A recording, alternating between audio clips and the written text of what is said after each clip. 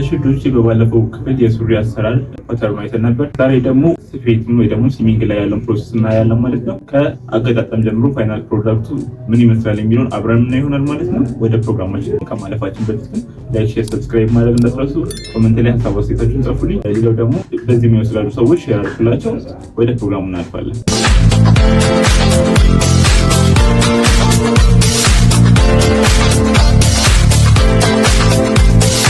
እሺ ኦቨር ኮ ማድረግ እንጀምራለን።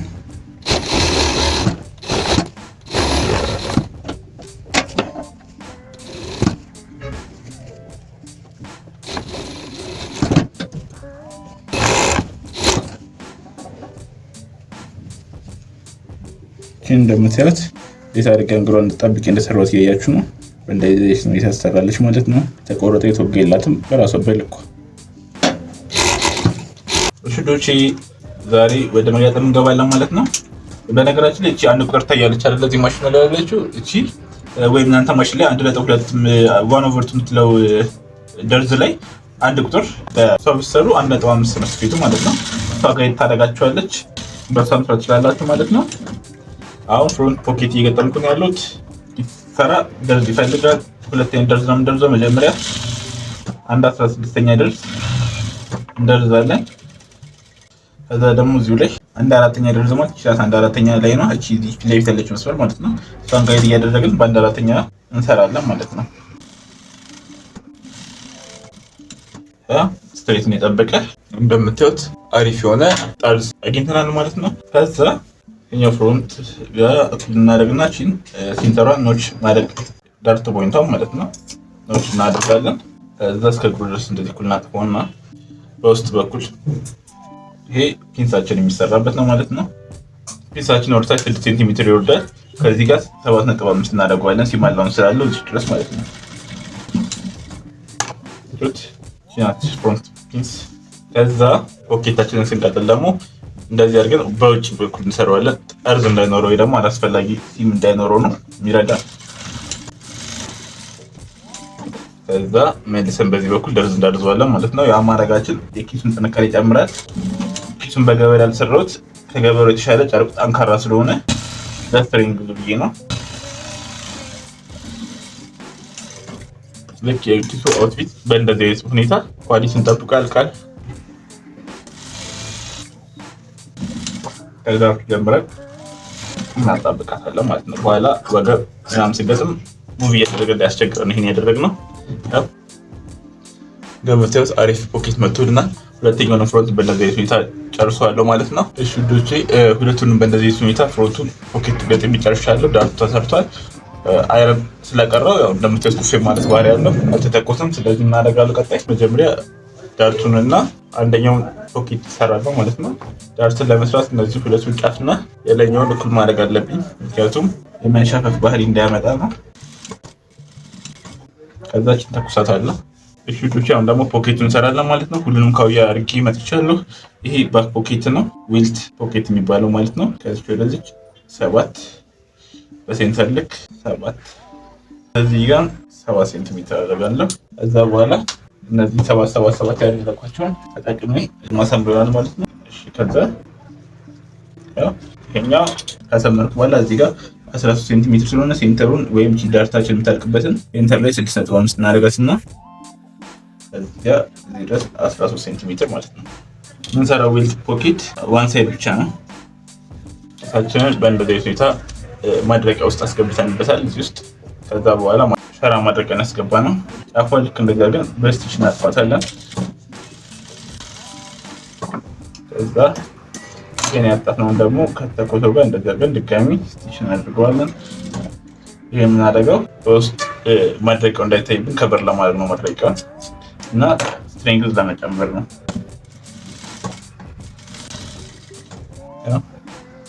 እንደዚህ አይነት ሁኔታ ዊልት ፖኬታችን አልቋል ማለት ነው። ከዛ ይሄኛው ሴንተሩን እንድናጥፈውና ሴንተር እናገኛለን። ከዛ በኋላ 13 ነው 6.5 አድርገን 13 ሴንቲሜትር ማለት 6.5 13 ሴንቲሜትር። ከዛ በኋላ የዚህኛውን ላይ ማግኘት አለብን። የዚህ ላይ ለማግኘት 1.5 ይላል። ይሄ ሲም ላይ ነው። ቲክነሱ የኪሱ የፖኬት ቲክነስ ይሄን ያህል ማለት ነው። ከዛ በኋላ ልክ እንደዚህ ወርታች ዘርግተን ነው የምናስቀምጠው። ከዛ እነዚህ ፖይንቶቹ ልክ ከዚህ ከታችኛው ጋር እኩል መሆናቸውን ቼክ እናደርጋለን እንዳይበላለጡ።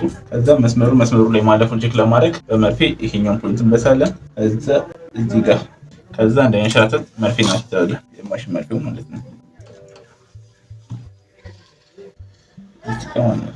እዚህ ጋር ነው። አሁን ከዚህ እስከዛ ድረስ እንሰፋዋለን ማለት ነው።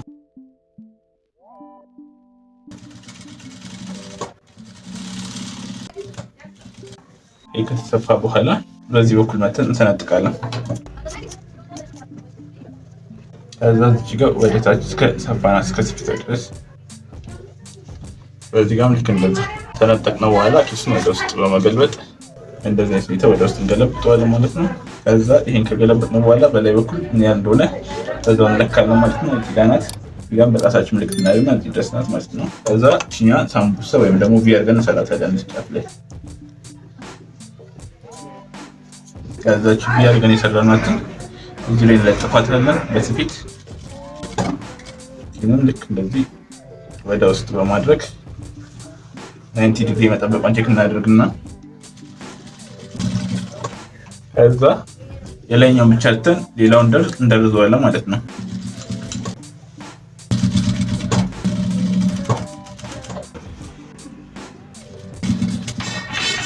እንደዚህ ከደረዝነው በኋላ ከታች የተረፈውን እናጥፈውና ከዛ ኪሱን ወደ ውስጥ ቢያንስ ከ14 ሴንቲሜትር ጀምሮ መሆን አለበት። በማስመሪያችን እንደዚህ እየገፋን ይሄው 14 ሴንቲ በዚህ በኩልም 14 ሴንቲ ሆነ ማለት ነው። ልክ 14 ሴንቲ ሲሆን ይሄኛውን እንደዚህ እንገለብጠውና ኪሱን ሳይዝብን ጠርዙ ላይ እንሰፋዋለን ማለት ነው።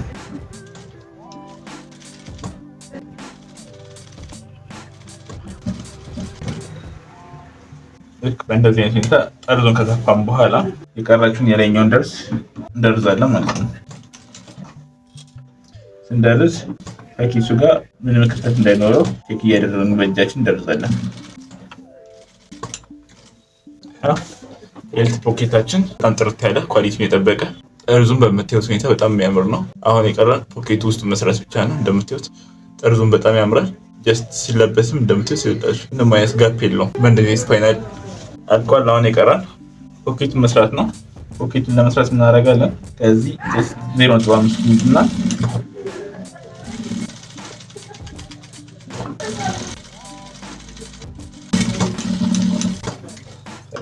ከዚህ ውጭ ያለውን በወል እናጠደዋለን ወይ ደግሞ በሌላ ጨርቅ ወይም በሪባን መሰወር ይቻላል ማለት ነው። ይሄኛው ኳሊቲን ለመጨመር በሪባን ይሰወራል። ብዙ ጊዜ ካያችሁ በተለይ ቱርክ ሱሪዎች ላይ ዙሪያቸውን ሪባን አላቸው። ከዛ በኋላ ጀስት ከዚህ በኋላ እንደዚህ ሳምቡሳ እናደርግና ወይም በዚህ ልክ እንቆርጠዋለን ማለት ነው። ከዛ ዙሪያዋን እንዳስደብር በሪባን እንሰውራታለን። ሪባናችን ስትሬች እንዲያደርግ አድርገን ነው የምንሰራው።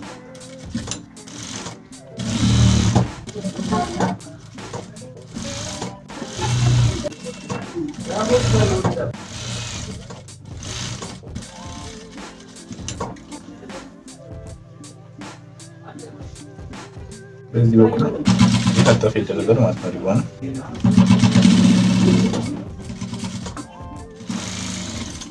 እዛችን እንደዚህ ካደረግነው በኋላ አይረን እናደርጋታለን ማለት ነው።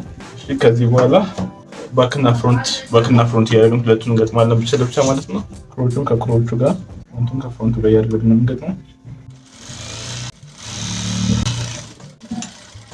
እንደምታዩት እኩል መጣ ማለት ነው። ሳይዱንም ልክ እንደዛ ወደ ካመለጥኩን ድጋሚ መታቸውና ከዛ በኋላ ገጥሜ ስለማይመቸኝ አይረኑን እዚሁ ጨርሳለሁ ማለት ነው። ያኛውንም ልክ በዛው መንገድ ጨርሰዋለሁ። እሺ ዱሲ በመቀጠል ሁለቱም ፓርት ብቻ ለብቻ ሰርተን ጨርሰናል ማለት ነው። አሁን መሀል ላይ እንገጥማቸዋለን ማለት ነው። መሀል ላይ ስንገጥማቸው ሁለቱ ስፔስ እኩል መምጣት አለበት። የዚህኛው ስፔስ እና የዚህኛው ስፔስ ሁለቱ መሀል ላይ እኩል መምጣት ስላለበት ቀርማን በስፒል ወይም በመርፌ ሁለቱ ይገናኘት አለብን። የዚህ ሴንተር እንደዚህ በስፌቱ መሀል ከዚህኛው ከስፌቱ መሀል ጋር እንደዚህ ይገናኛል ማለት ነው። ከዛ መልሰን ይሄኛውን በስፌቱ መሀል በስፌቱ መሀል አድርገን እናጣብቀዋለን ማለት ነው። ከዛም ጀምሮ ከባክ ነው። ከባክ ስንጀምር 3 ሴንቲሜትር የሰጠነው ሳንረሳ ጫፍ ላይ 3 ሴንቲሜትር ገባ ብለን እንጀምራለን ማለት ነው። ያው እንደምታየው 3 ሴንቲሜትር ወደዚህ እንገባለን።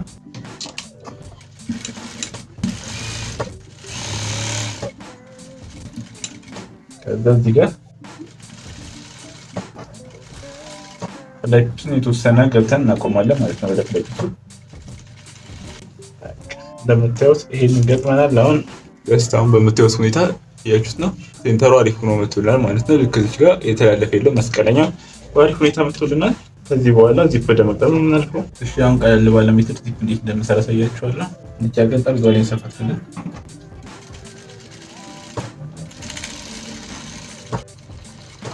እዛ በዚህ በኩል በአንድ 16ኛ ድረስ እንደርባለን ማለት ነው። ይሄን የምናደርገው ለምንድን ነው? ሁለተኛ ከታች ፊት ለፊት ላለመደረብ እና በጣም እንዳይወፍር ፊት ለፊቱ ላይ ይሄኛው ኮስት አለው ማለት ነው። በቃ በእንደዚህ መልኩ ያልቃል።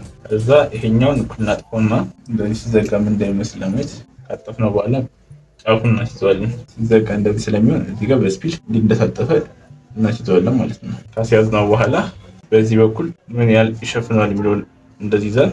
ብቻዋን ከውስጥ ያለችውን ድራጊዋን እናነሳናችን ዚፑን ከዚህ ጋር መለጠፍ። እሺ አሁን ቀጣይ ምንድን ነው? ዚፓን ሳናነሳ እዚቹ ላይ ጄዋን እንሰራታለን ማለት ነው። ጄዋን ለመስራት እቺ ከውስጥ ያለችውን ሁለተኛውን ድራቢ እናነሳታለን እንዳትይዝብን። ከዚህ ከተከፈተበት ድረስ እንሄድና ስባን ቋጥረዋለን።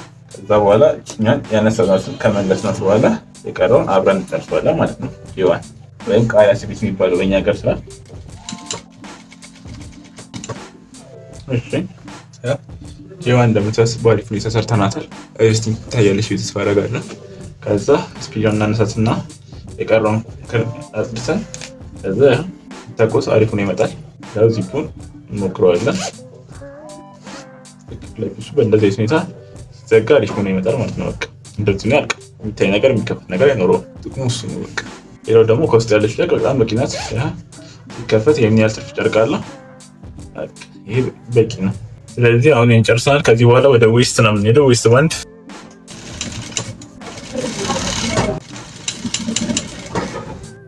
እሺ፣ ይሄን ሁለቱንም ወደ ውስጥ አድርጌ ሁለቱንም ጫፍ በ1 ሴንቲሜትር ሰራዋለሁ።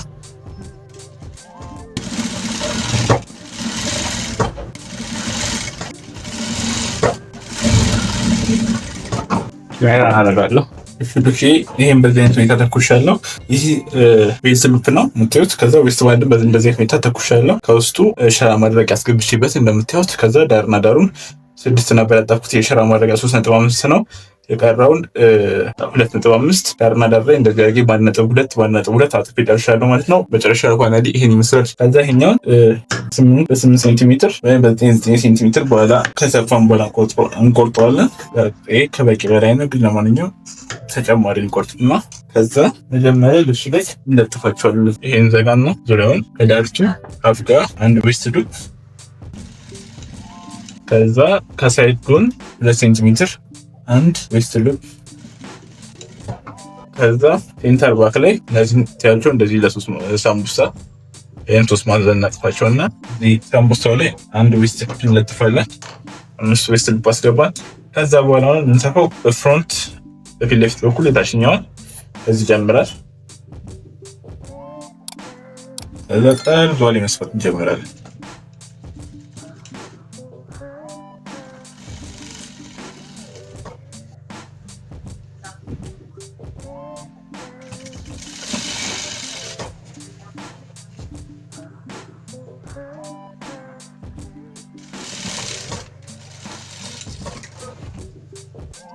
ይሄን ያደረግነው ምክንያት ምንድነው? ጀስት ሁለቱ ሲዘጉ ዌስት ባንዳችን እኩል እንዲመጣ ማለት ነው። ያው ሳይበላለጥ ፋይናሊ እኩል ይመጣል። አያችሁት? ምንም መበላለጥ እንዳይኖረው ነው ጥቅሙ። እዛ አሁን ከዚህ ጋር ይሄ የውስጠኛው ነው። የውስጠኛው ለሴቶች የተወሰነ አስቀርተን እንቆርጠዋለን። ከዛ በኋላ ከቆረጥነው በኋላ ሸራ አለ። ይሄ የወገብ ሸራ ነው። ከዛ ይሄን የወገብ ሸራ መለጠፍ እንጀምራለን። የወገቡን ሸራ የምንሰጥፈው ልክ እንደዚህ እኩል አድርገን ነው ማለት ነው። ከባንዳችን የሚሰፋው በላይ በኩል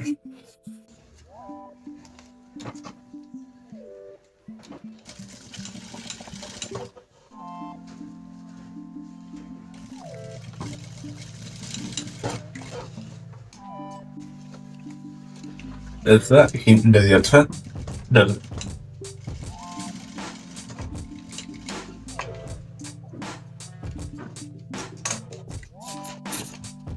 እዛ የፊት ለፊቷ ናት እንዳይስተጠፍና ይሄ እንደዚህ ይጠበቅ ይሰፋል ማለት ነው። እዛ ስንሰፋው ደግሞ ጫፍ ላይ የሚቀረውን ሰክተን አሁን የሚያልቅ ይሄ ስጋር ይሰፋል ማለት ነው።